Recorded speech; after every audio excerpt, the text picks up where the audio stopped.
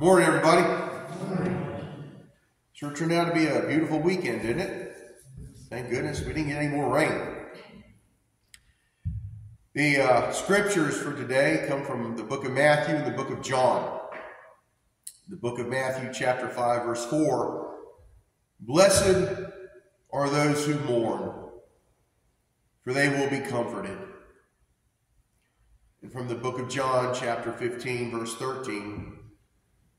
No one has a greater love than this, to lay down one's life for one's friends. As we enter this holiday weekend, we mustn't forget the reason why this holiday was created. Sadly, and too often than not, when it comes to a 3-day weekend, most folks just plan to celebrate, and for good reason. But this holiday is designated to remember those who served our country for the greater good, for the defense of our nation, for the ideals that our country make it the single best country in the world, and those are life, liberty, and the pursuit of happiness. And it's in our country that one can be whatever one desires to be, as long as they are devoted, dedicated, and motivated to achieve their dream. Yes, there are challenges and there are obstacles. Doesn't mean it's going to be easy, but nothing that holds any value wasn't meant to be easy. Otherwise, it'd have no meaning to it. Many in my family have served this country. My dad served 33 years in the Army Air Corps, and then it became the United States Air Force. He retired in 1973 after 33 years of service. He was a navigator on the B-17s in the India-Burma theater of World War II, which most people don't really know much about. And I do remember him telling me that he had gotten his orders to go home, and they were getting ready to fly another mission. And Dad said that he was going to go on that mission. And his command said, "You don't have to do this." Well, back then, the people that you fought with were basically your brothers, and you were going to share the threat. And he said that that was one of the single most scariest bombing missions he had ever been on, because he'd never seen so much flak in the air before. My oldest brother, Kenny, was in the Army during Vietnam. I was in the Army during Desert Storm. My youngest brother was in the Air Force as one of my nephews, and another nephew was in the Navy. And my youngest son, Tyler, was in the Army Reserves. I'm sure that everyone here has either served, has a family member or friend who has served. And I can tell you that it's an honor and a privilege to be able to serve and defend this nation. As I've said too often, though, the Memorial Day weekend, folks forget to remember the sacrifices that were made by hundreds of thousands during the theaters of conflict for our nation, both internal and external. To remember the reason why this holiday was created is to bring about a somber, reflective moment. And that's the reality of why this holiday exists. To remember that the ultimate sacrifice that has been paid in the defense of others is a huge sacrifice. And it's a sad shame that for many, it's more about a long weekend of fun and rest, that they don't even take the moment to consider and remember those who have given the ultimate sacrifice so that we can be here today. Do you ever wonder what those service members were thinking during those final moments? What would you think? What they wished for that they didn't do, and what they wanted to say but never said. knowing that they weren't going to get another chance. That should be a constant reminder of making the most of each and every day that we have because of their sacrifice. We have it very good, and we're very fortunate because of those who sacrificed their lives for us. I knew I was going to serve. It was inherent in my being. I went through ROTC and was commissioned a second lieutenant in the United States Army in August of 1988. When I joined the Army, I knew I was serving something greater than myself, the country that I love. A country I knew gave opportunity to those who were willing to take it and make the most of it. I was fortunate to be able to serve. And now I'm serving in a different manner as your pastor. Even though this holiday weekend is an American holiday weekend, I would encourage all of us to remember the sacrifices that have been made on our behalf by John the Baptist, Christ, the disciples, and those who took the cause and continued to spread the word despite the threat of death or torture. When one realizes that they are finding a true purpose by serving a greater good, that in itself can be quite the courageous moment. As one realizes in that moment, they are filled with bravery and conviction and are ready to face what is before them without any hesitation. Imagine a moment that is critical and action must be taken and the resolve and focus that is required. Yet, lingering in the back of the mind is some doubt. And you remember the scripture from Isaiah chapter 6, verse 8. And I heard the Lord say, "Whom shall I send? Who will go for us?" Then I said, "Here I am, send me." Talk about a moment of divine clarity to provide one with the zeal and conviction to enter the fray for the greater good. Regardless of the danger, regardless of the risk, you are filled with the strength to be able to fulfill God's need. That moment that everybody else takes a step back, you surge forward. And in that moment, you can be the inspiration to those around you to follow through. And how many movies have we seen where it's only taken one person to turn the tide of the battle?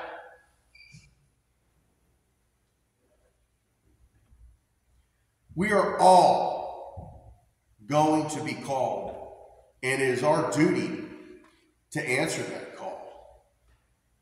Just like those who have answered, our call will be from Christ.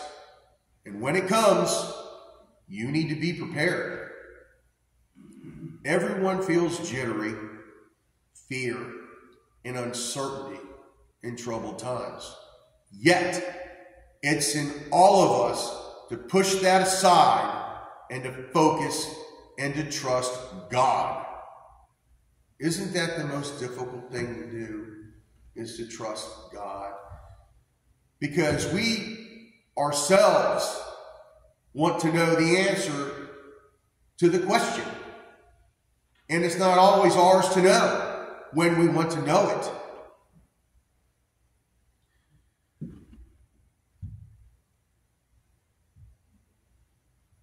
Once we trust in the Lord completely, it will make dealing with what lies ahead easier if all of us are working each day building that personal relationship with God. Once you begin to build it, life will seem a bit more balanced. It's not rocket science, folks. It's very simple. And sometimes because it's simple, it's very hard to understand. It just is. Consider this. Each and every sin that is committed is giving the evil one success each and every day. It's like a chess game. Got one, got more than that. Yet for every sin that is shunned and for every Christian act that is made, it increases the influence of Christ over the evil one. Now, who wouldn't want to be a part of that? Being able to actually have an impact that makes a difference. And remember, it's not so much us seeing the results of our act. It's doing the act and allowing God to do the rest. Knowing that what we do on His behalf is what we're required to do. And that in the end, it has an impact.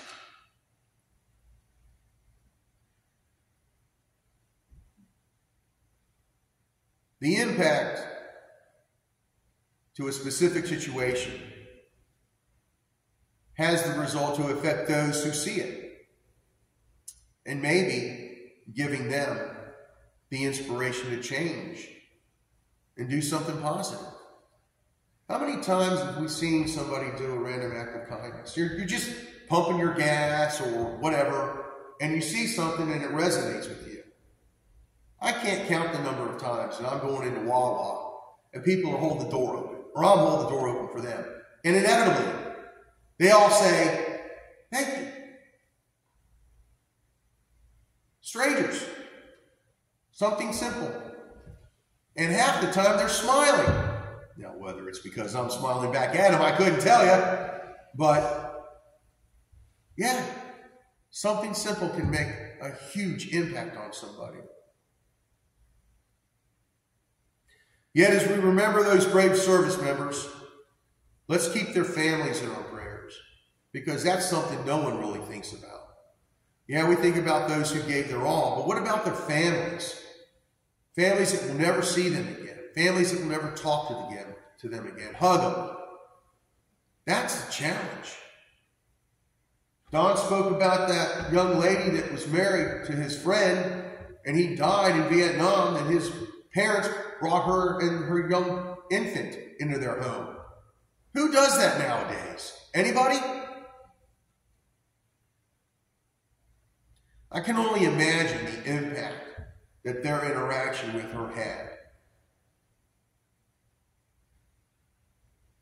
And that's one aspect that many don't even consider or think about, is the loss that the families feel for their son, their brother, their husband, their nephew, their uncle. The families who have to deal with the loss and grief. I listen to a radio talk show host in the mornings most times. And every now and then he'll bring up his grandmother. She was Italian. And she lost one of her sons to the Spanish flu. And she had a little picture of him on her nightstand. And every night she went to bed, she looked at that. That is the type of impact that I'm talking about, that those families went through. Even though their sacrifice was for the greater good, it's still hard to live without them. We must be grateful for each and every day we get. And in our daily thanks and prayers to God, let's remember to thank them as well in our prayers. Hopefully the families will find some peace.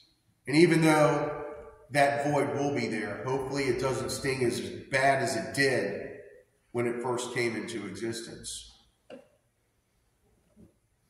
And I wish I could say that I was going to be up here and spew wonderful things, great holiday weekend, let's have a good time and whatnot, but then that would be disingenuous to the reason why the holiday was created. We've all experienced a loss. And for those who've experienced someone who was in service to this nation, and whether it was in a theater of conflict or whether it was an accident, they're still gone in service of our nation. And I would like to ask that tomorrow, on the holiday, if you would just say a prayer to remember those who gave their all and for their families. We always talk about those who served, but very rarely do you hear about the families. They're hardly ever mentioned. But they're the ones that carry the pain of the loss. And without them, I don't really think that those members would have served, because in reality, the reason I served was for my family, because I wanted to make sure that they were defended. And I would have given all, had been given the opportunity, but God saw otherwise, and I'm grateful for that. And I know I've got family that served. I've got in-laws that have served. And